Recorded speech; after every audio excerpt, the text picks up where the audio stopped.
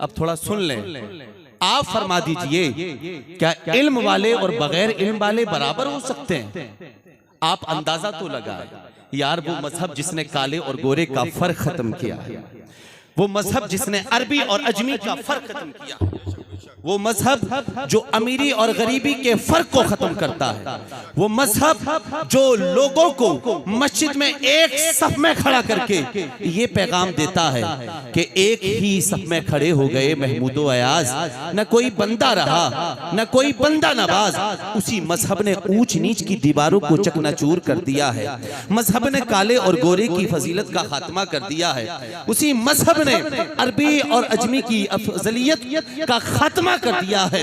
यार वो किताब जो लोगों को एक सफ में खड़ा करने के लिए नाजिल की गई थी, वो किताब जो लोगों को एक कतार में देखना चाहती थी, उसी किताब का फरमान है कि सब बराबर है, सब बराबर है, सब बराबर है। लेकिन अफजलियत अगर किसी को मिलनी है ना तो वो काला और गोरे होने की बिना पर नहीं, बादशाह और वजीर होने की बिना पर नहीं, अमीर और गरीब होने की बिना पर नहीं। अफजलियत अगर किसी को मिलनी है तो वो इल्म की बुनियाद पर मिलनी है। और अल्लाह का कुरान कहता, महबूब आप फरमा दीजिए क्या इल्म वाले और बगैर इल्म वाले बराबर हो सकते हैं? फरमाया नहीं, हरगिज नहीं। इल्म वालों का मर्तबा हमेशा अनपढ़ों से ज्यादा होगा, बल्कि जिसका इल्म जैसे जैसे बढ़ता चला जाएगा उसके मरातिब भी उतने बढ़ते चले जाएंगे।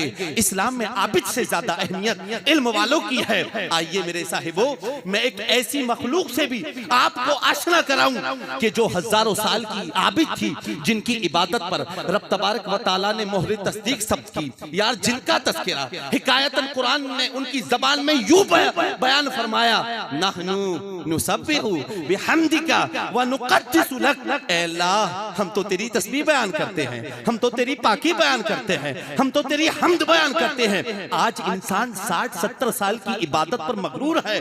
नमाज़े पंजगाना को अदा करने के बाद ये तसव्वुर जमाता है कि मुझसे बड़ा कोई नमाजी नहीं। वो अल्लाह की नूरी मखलूक मासूम फरिश्ते जो सालों साल के आबिद थे, लेकिन उनके सामने जो खड़ा था ना, अभी 1 मिनट का भी आबिद नहीं था, 1 सेकंड का भी आबिद नहीं था। उस सामने खड़ी होने वाली जात ने एक सजदा भी नहीं किया था, एक रुकू भी नहीं किया था, जबान से अल्लाह का कोई कलाम भी बयान नहीं किया था। साहब मखलूक में फर्क भी ये था कि उधर जो मखलूक खड़ी थी वो नूरी थी, और इधर जो मखलूक खड़ी थी वो मिट्टी से पैदा की गई थी, बल्कि मिट्टी का मुजस्समा थी।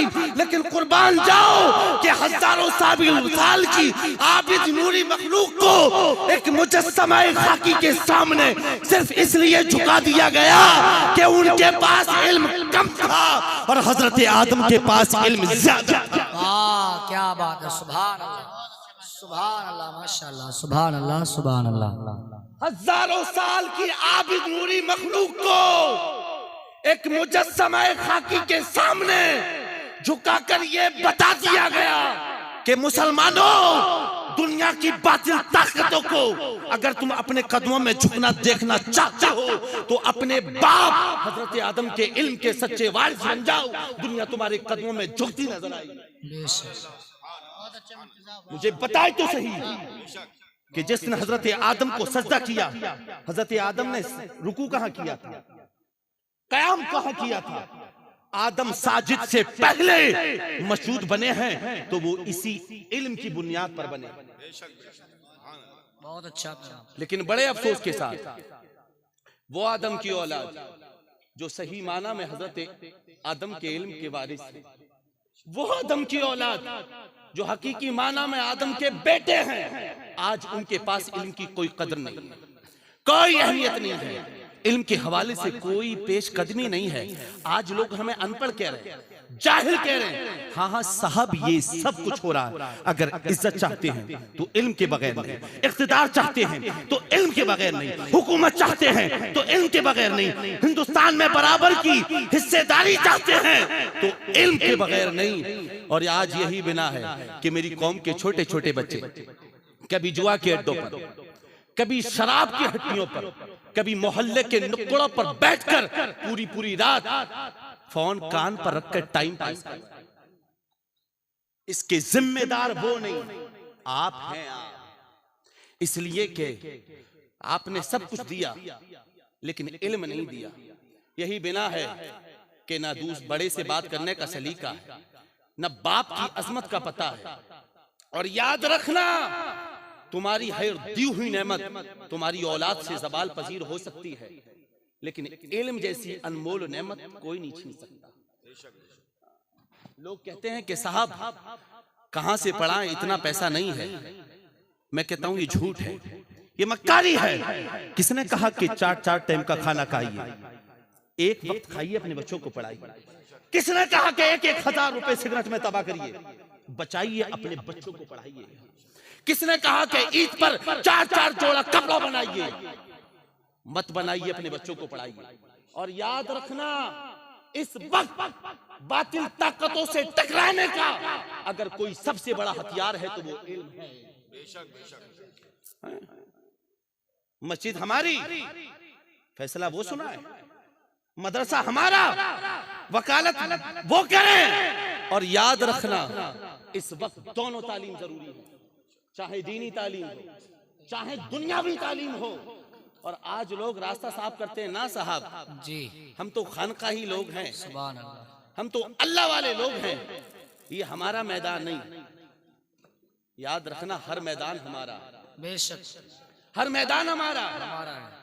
लोग जहां बात दुनियावी तालीम की आती है तो कहते हैं ना ये हमारा मैदान नहीं, हम तो अल्लाह वाले लोग हैं। फारूक आजम का कौल है कि जिसको ये पता नहीं कि मुल्क के हालात क्या है, सियासत किसे कहते हैं, रियासत किसे कहते हैं, फरमाया ऐसा शख्स जुमे की इमामत के लायक नहीं। दुनिया को जाने बगैर हम जुमे की इमामत नहीं कर सकते, और ये हमारा मैदान नहीं, हम खानकाही लोग। ये क्या चूड़ियां पहनने वाली बात कर दी। याद रखना कि दुनिया, दीनदार क्या चीज है, दुनिया क्या चीज है। अगर खानकाह में बैठकर खुदा याद ना रहे तो ऐसे पीर का खानकाह में बैठना दुनियादारी। बेशक। और बाजार में जाकर अगर अल्लाह याद रहे तो बाजार में जाना उसका ये दीनदारी। दोनों तालीम जरूरी है, याद रखना। गौर से सुन ले, आज बहुत पति की बात बताने लगा हूं। हिंदुस्तान की तारीख में हमें एक ऐसा जज भी मिलता है कि साथ जज भी है और साथ एक अच्छा आलिम भी है। नमाज ज़ोहर से पहले वो हिंदुस्तान की अदालत में बैठकर फैसले सुनाता है, और जब ज़ोहर का वक्त होता है तो भरी अदालत में कुर्सी जज से उतर कर नमाज ज़ोहर अदा करता है। सुभान अल्लाह, सुभान अल्लाह। कोई जज का नाम क्या है बता सकता है कोई? अल्लामा फजल खैराबादी। बेशक, सुभान अल्लाह। अल्लामा फजल खैराबादी कौन है? ये मुल्क की आजादी के लिए इन्होंने सबसे पहला फतवा दिया जी। जिस जज के पास हजरत का मुकद्दमा था ना, मैं बताना ये चाहता हूं कि इल्म दुनिया के साथ इल्म दीन हासिल करने का बेनिफिट क्या होता है। जिस जज के पास हजरत का मुकद्दमा था वो कोई और नहीं, अल्लामा फजल खैराबादी का शागिर्द। वाह, हजरत के नीचे रह चुका था जी। हजरत कटघरे में खड़े हैं, उस्ताद की मोहनी सूरत को देखकर तरस आया और कहा, हुजूर ज्यादा कुछ ना कहें, पर्चा मेरे हाथ में है, कलम आपका, ये कह दें कि इस फतवे पर सिग्नेचर मेरे नहीं, ये फजला कोई और है। याद रखना, दो रास्ते हैं, एक है अहले रुखसत का और एक है अहले अजीमत का। इस्लाम ने हमें रुखसत दी है कि जहां जान जाने की नौबत आ जाए ना, हराम मशरूब पीना पड़े तो पी लो, जान बचा लो। इस्लाम हमसे ये कहता है कि जहां जान जाने की नौबत आए और मुर्दार खाना पड़े तो खा लो जी। इस्लाम हमसे ये कहता है कि बदमज़हबों के झुंड ने चारों तरफ से घेर लिया हो और वो अपना नारा लगाने पे मजबूर कर रहे हैं तो लगा दो, लेकिन जान बचा लो, जान बचा। रुखसत दी है, लेकिन याद रखना, अहले रुखसत की तबीयत अलग है, अहले अजीमत की तबीयत अलग है। अहले रुखसत की तबीयत ये है कि मुर्दार खा के जान बचा लो, अहले रुखसत की तबीयत ये है कि हराम मशरूब पी के जान बचा लो, अहले रुखसत की तबीयत ये है कि उनका नारा लगाकर जान बचा लो। लेकिन अहले अजीमत की तबीयत ये है, जान जाए तो जाए, हराम मशरूब लबों के करीब नहीं आए। वाह वाह, जान जाए तो जाए, मुर्दार का लुकमा शिकम में ना जाए। जान जाए तो जाए, लेकिन नारा ना लगाओ। और याद रखना, अहले रुखसत मुक्तदी तो बन सकते हैं लेकिन मुक्तदा नहीं, और अहले अजीमत हमेशा मुक्तदा बनते हैं। हज़रत कुछ नहीं, बस इतना कह दें कि मेरा नहीं है तो अल्लामा फजल खैराबादी मुस्कुराने लगे और कहने लगे ये मेरा ही है, झूठ बोल कल जान तो बच जाएगी लेकिन फतवे की अहमियत खत्म हो जाएगी। जान जाए तो जाए लेकिन मुल्क का सौदा मैं नहीं करूंगा। ये है इल्म दुनिया के साथ इल्म दीन हासिल करने वालों की फिक्र। जब हमारा बच्चा वकील होगा और मुफ्ती होगा, कभी नाजायज मुकद्दमात की पैरवी नहीं करेगा। हमारा बच्चा मुफ्ती होगा और यह है कुर्सी जज पर फाइज होगा, वो कभी गलत फैसला नहीं सुनाएगा। हमारा बच्चा जब डॉक्टर होगा और डॉक्टर के साथ साथ हाफिज कुरान होगा तो वो कभी गुराबा की किडनियों का सौदा नहीं करेगा। याद रखना, इल्म दुनिया के साथ इल्म दीन हासिल करने वाला बच्चा वो कभी किसी गरीब की जिंदगी से खिलवाड़ नहीं करेगा, वो कभी इस मुल्क का सौदा नहीं करेगा। दुनियावी तालीम हासिल करके बनने वाला वकील रिश्वत ले सकता है लेकिन आलिम दीन नहीं ले सकता। दुनियावी हासिल करके बनने वाला जज कुर्सी जज पर बैठकर गलत फैसले सुना सकता है लेकिन एक मुफ्ती साथ साथ जज हो कभी गलत फैसला नहीं सुनाएगा। दुनियावी डिग्री हासिल करके बनने वाला फौजी इस मुल्क की सरहद पर खड़ा होकर इसका सौदा कर सकता है लेकिन इल्म दीन हासिल करके बनने वाला फौजी कभी इस मुल्क की सरहद का सौदा नहीं करेगा। इसलिए दोनों तालीम जरूरी है। मुझे हैरत होती है कारी साहब कि जिस मजहब की मजहबी किताब का सबसे पहला शब्द ये था इकरा, उसी मजहब ने तालीम को अपनी पुश्त के पीछे उठा के डाल दिया। और लोग कहते हैं साहब देखो हमारी मस्जिद छीन ली गई, देखो हमारा मदरसा छीन गया। वो साहब वो आगे कह रहे थे मैं उतारो, हाँ हाँ ये होगा यही होगा जब तालीम तुम्हारे बच्चों के पास नहीं होगी। मस्जिद हमारी मुकदमा वो लड़े, मदरसा हमारा मुकदमा वो लड़ाए, खानका हमारी फैसला वो सुनाए। आपके पास है क्या? और एक जुमला देकर मैं रुखसत होना चाहता हूँ, रोड पर चप्पल चलने वालों से ज्यादा इल्म के मामले में कोई कौम पीछे तो वो कौम मुस्लिम है। आप कुरान फजीलत की बातें करते हैं, फौकियत की बातें करते हैं, इल्म के बगैर फौकियत नहीं मिल सकती। ये उलामा बैठे हुए हैं, कुरान में अंबिया के नामों से सूरतें हैं, ये कोई कमाल नहीं, लेकिन कुरान खोल कर देखेंगे तो एक सूरत चूंटी के नाम से भी मिलेगी, सूरह अन-नमल। सुभान अल्लाह। क्या वजह थी कि पूरी सूरत उस चूंटी के नाम से उतार दी गई? क्या मसला था? इमाम राज़ी ने बड़ा खूबसूरत जुमला लिखा। हजरत सुलेमान अलैहिस्सलाम का लश्कर सैर कर रहा है, उधर कुछ चूंटियां अपने बिलों से निकल कर सैर कर रही हैं। अचानक चूंटियों की हेड ने दूसरी चूंटियों से कहा, ओ चूंटियों अपने अपने बिलों में घुस जाओ, कहीं ऐसा ना हो कि सुलेमान का लश्कर करीब हो और हमारे सर कुचल दिए जाए। और ये दूरी थी कितनी? 3 मील की दूरी। 3 मील की दूरी से हजरत सुलेमान ने सुन लिया। फिर क्या किया? तो कुरान कहता फतबस्सम ज़ाहिकम मिन क़ौलिहा, हजरत सुलेमान उसकी इस गुफ्तगू को सुनकर मुस्कुराने लगे। उस चूंटी ने क्या कहा कि अपने अपने बिलों में घुस जाओ, ऐसा ना हो कि बेखबरी में हमारे सर कुचल दिए जाएं। इसलिए कि वो जानती थी ये किसी दुनियादार का लश्कर नहीं, नबी का लश्कर है। बेशक बेशक। और जब नबी का लश्कर है तो ये जानबूझकर नन्ही सी जान को भी जाया नहीं करेगा। बेशक बेशक। बेखबरी में हो सकता, जानबूझकर उसके इस जानने की बिना पर रब को ये अदा इतनी पसंद आई और उस चींटी को इज्जत की उस मसनद पर बिठा दिया गया कि क़यामत तक सारी चींटियों को उसको मलकर। बेशक सुभान अल्लाह। और पूरी सूरत कुरान करीम के अंदर नाजिल कर दी गई जी, सूरह अन-नमल।